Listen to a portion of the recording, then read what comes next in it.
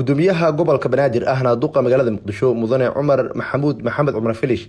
xildhibaan Cabduqaadir Carabi oo kamid ah mudanayaasha baarlamaanka golaha shacabka Soomaaliyeed taliyaha qaybta guud gobolka Banaadir ee ciidanka booliska Soomaaliyeed Sareeye Guuto Saadaq Cumar Xasan taliyaha nabad sugidda gobolka Banaadir iyo maamulka degmada Wadajir ayaa howlgal kormeer ah ku tagay wadada isku xirta Muqdisho iyo deegaanka Jasiira ee gobolka Shabeellaha Hoose. howlgalkan ayaa ujeedkiisu ahaa mid looga hortagayay kooxo burcad ah oo dhac iyo boob iyo dilba u geysta shacabka u dalxiis taga xeebta Jasiira. sidoo kale kooxaha burcadka ah ee wadadaasi dhac ka geysta ayaa maalmihii ugu dambeeyay dhexdooda ku dirirayay wadada isku xirta Muqdisho iyo deegaanka Jasiira, dagaalkaas oo sababay khasaare kala duwan. dadweynaha u dalxiis taga xeebta Jasiira iyo deegaanka Baydhaxan ayaa joojiyay maalmihii ugu dambeeyay isticmaalka wadadaasi iyagoo qaatiyaan ka taagnaa dhibaatooyin kala duwan oo ay la kulmaan xilliga ay dalxiiska ku jiraan.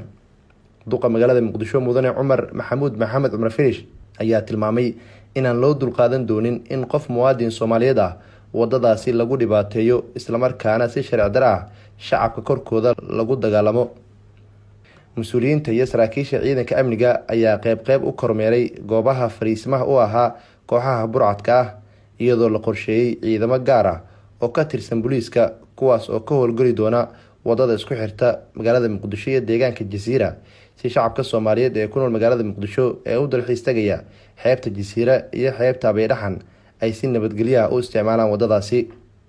Nuur Saciid Haliil, warbaahinta qaranka Soomaaliyeed, magaalada Muqdisho.